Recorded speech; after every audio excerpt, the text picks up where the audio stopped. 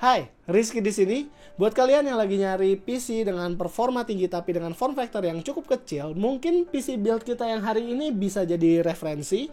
Kita habis bikin PC dengan form factor yang kecil, ya nggak kecil-kecil banget, tapi masih menggunakan motherboard atau form factor ATX. Dan ini biasanya digunakan untuk home entertainment setup.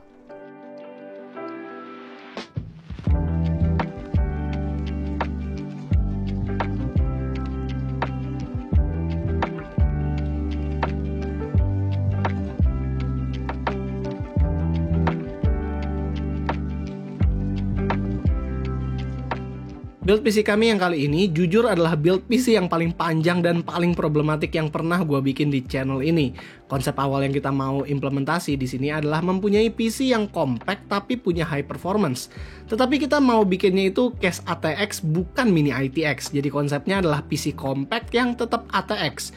Jujur memang ini nggak gampang karena nyari komponen-komponennya itu kita harus planning banget di mana satu komponen dan komponen lain jangan sampai konflik di size. Yang pertama gue akan bahas adalah prosesor yang gue gunakan. Di sini gue masih menggunakan Ryzen 5 3600X yang udah beberapa kali gue pakai untuk video build PC. Prosesor ini mempunyai power yang sangat bagus di harganya, mengingat sekarang Ryzen 5 3600X adalah salah satu prosesor 6 core 12 thread yang paling kencang di harga 3,4 jutaan. Untuk motherboardnya gue menggunakan salah satu motherboard dengan chipset terbaru yaitu B550. ASRock B550 Taichi ini termasuk salah satu best Ryzen motherboard sekalipun mau dibandingkan dengan chipset X570 lainnya. Fitur-fiturnya nggak kalah kece dan especially di build kali ini gue akan menggunakan fitur polychrome-nya secara maksimal karena PC yang akan gue build di kali ini akan berfokus di warna ungu bersamaan dengan beberapa komponen RGB lainnya. RAM yang gue gunakan di sini adalah RAM tim Extreme ARGB yang bisa ikutan polychrome RGB juga. Asiknya RAM ini akan selalu ngikutin warna dari si motherboardnya, jadi full disetting oleh motherboard aja. Tim Extreme ARGB ini juga adalah salah satu RAM yang paling cakep di tahun 2020. Beberapa builder juga banyak yang bilang kalau RAM ini adalah RAM yang paling cantik dan juga praktis dalam merakitnya karena warnanya bisa ngikut motherboard. Untuk GPU-nya di sini gue masih menggunakan inventory lama yaitu Galax RTX 2070 One Click OC. GPU ini adalah salah satu GPU yang powerful bahkan sampai sekarang. Pertama sih gue agak ragu apakah VGA ini bakal muat di dalam casing compact atau enggak, tapi rencana awal kita adalah kita tetap punya backup. Apabila VGA ini nggak muat, kita masih punya RTX 2060 Asus TUF Gaming yang dimensinya jauh lebih kecil ketimbang VGA yang kali ini. Buat coolingnya, di sini kami menggunakan Cooler Master ML240R. Pertama-tama kami memang agak ragu untuk menggunakan water cooling 240 mm di casing ini, dimana kami sangat berpegang sama gambar yang ada di dalam review guide aja. Dimana Cooler Master klaim kalau casing mereka bisa muat sampai cooling 240 mm dan VGA yang mencapai 32 cm. Jadi kita akan mencoba untuk rakit PC ini dengan barang yang cukup gede-gede. Nah, buat SSD-nya, di sini kita menggunakan SSD dari tim yang namanya Cardea Zero Z330, sebuah SSD NVMe Gen 3 X4 yang affordable dan juga punya speed yang relatif tinggi. Walaupun sih pertama gue kira kalau SSD-nya bisa tembus sampai 3000, nggak taunya masih ketahan di 2000-an. Walaupun begitu, kalau kalian sedang mencari SSD NVMe yang harganya nggak terlalu killer, SSD ini masih menjadi pilihan yang cukup bagus. Casing yang gue gunakan di sini adalah Cooler Master Q500L, di mana dimensinya cukup kecil buat sebuah casing ATX. Layoutnya juga agak berbeda di build kali ini, di mana power supply bukanlah di bagian bawah motherboard, melainkan di bagian depan dari case. Di mana layout ini bisa membuat case-nya jadi lebih pendek dan juga lebih mini lagi. Front panel seperti power button dan juga beberapa USB port ada di bagian samping dan juga bisa dipindah-pindah orientasinya dikarenakan terkadang kabel dari front panel ini suka nabrak power supply bracket apabila power supply-nya itu terlalu besar. Buat power supply-nya sendiri untuk sebuah sistem yang memakai Ryzen 5 3600X dan juga RTX 2070, menurut kami 650 watt masih cocok lah. Di sini kami memilih salah satu power supply dengan sertifikat 80+ dan juga efisiensi yang bagus. Dan jujur kami pertama-tama itu agak takut memakai power supply yang terlalu besar begini dimensinya karena nanti power supply-nya tidak akan ada di bagian bawah melainkan bagian depan dari casing. Saat kita shooting build PC-nya, jujur ini cukup bermasalah saat kita mencoba untuk masukin beberapa komponen-komponennya, karena komponen yang akan kita masukkan ke dalam casing ini adalah komponen yang cukup besar, dan kita akan memasukkannya ke dalam chassis yang lebih kecil dari beberapa casing yang kita sering pakai untuk build PC.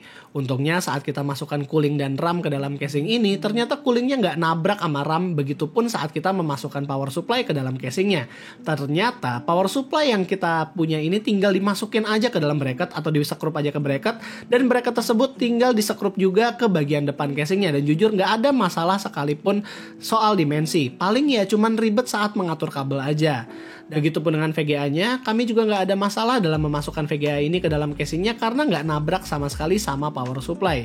Bahkan kami dengan gampangnya bisa masukin semua komponennya tanpa harus nabrak satu sama lain. Cuman ya memang komponennya itu harus sesuai urutan. Kalau nggak sesuai urutan barulah nanti ada nabrak satu sama lain.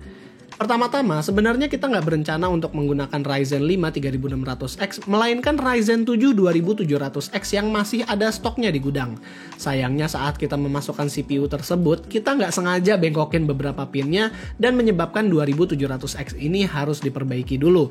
Sekalipun CPU-nya udah benar, ternyata ada masalah lagi, di mana B550 tidak support dengan Ryzen 7 2700X. Makanya kita akhirnya memutuskan untuk gunakan aja Ryzen 5 3600X yang performanya tidak terlalu berbeda. Jadi gimana Pak untuk Ryzen 7 27X-nya? Jadi problemnya gini, kita tuh pakai B550 Taichi sama RAM-nya X. Tolong dimatikan lagunya. Jadi kita pakai B550 Taichi sama kita pakai RAM-nya Extreme RGB ini kan. Nah problemnya kan kita tahu kalau out of the box B550 Taichi itu nggak bisa support seri Ryzen 2000. Makanya kenapa kita update dulu. Biasanya kan update pakai 3000 1,3 tadi seri BIOS yang terbarunya. Betul, tapi kan update pakai 3100 kalau nggak salah. Iya, 3100 nyala. 3100 dan ini nyala 16 GB no problem. Jadi feeling gua ada yang problem sama salah satu pinnya dari 2700X yang nggak bisa baca memorinya ini. Makanya initialization memorinya problem. Itu asumsi kita, tapi kita masih belum tahu sih. Karena kemarin 2700X-nya waktu gua bawa untuk dilurusin pinnya kebaca, tapi di motherboard A320. Nah feeling gue itu harusnya sih ada pengaruh sih. Kira-kira kalau misalnya dipasangin ke 36X, taruhlah ini nyala. Ini 27X-nya bisa nyala nggak ya di komputer gua? Nah makanya sekarang yang mau kita cobain itu adalah SIM Rizky kan sekarang di base home-nya dia pakai X berapa lu? X570 ya? X570. Nah, sekarang yang kita mau lakuin habis ini adalah kita mau coba swap dari yang X570 ini bisa nggak kebaca dari motherboardnya Rizky pakai 27X. Masalahnya gue nggak tahu Rizky motherboardnya udah diupdate untuk bisa support atau enggak. Udah. Gitu. Jadi kita mau cobain supaya kita pengen tahu yang problem memang CPU 27X-nya atau memang ya dia straight up ngambek aja gitu kan, gue nggak ngerti masalahnya gitu.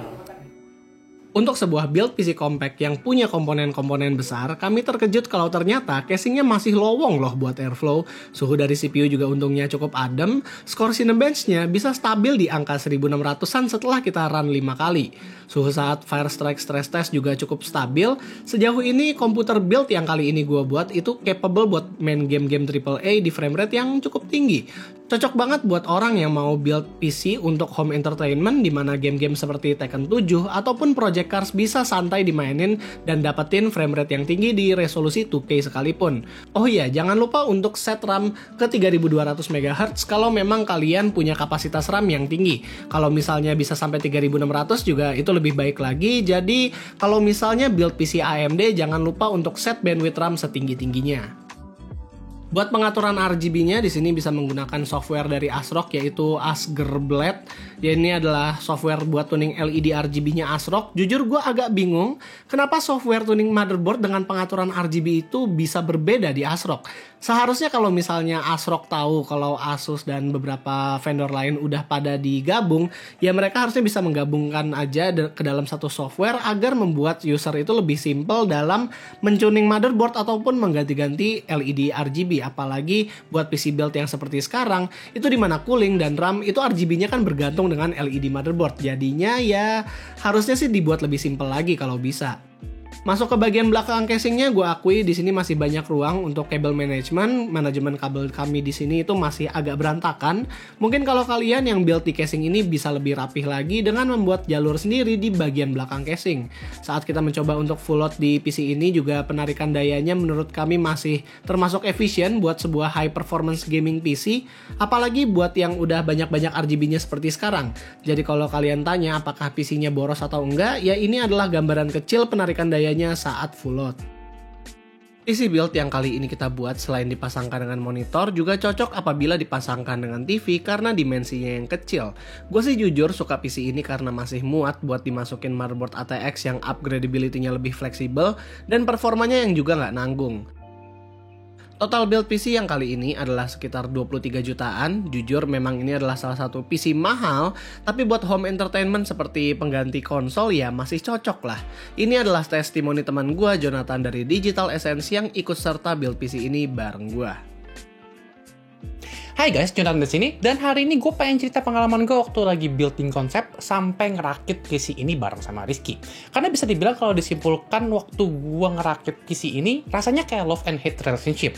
Kadang-kadang kalau misalkan gue lagi mau rakit, gue tuh intrik sama konsep ini karena gue bisa build sebuah PC yang ukuran cukup compact untuk ukuran ATX, tapi ketika di building ada begitu banyak masalah, kayak mounting water coolernya ternyata nggak bisa pas sesuai dengan lubang yang ditentukan, atau mungkin airflow-nya yang nggak bisa terlalu optimal karena power supply-nya harus di depan.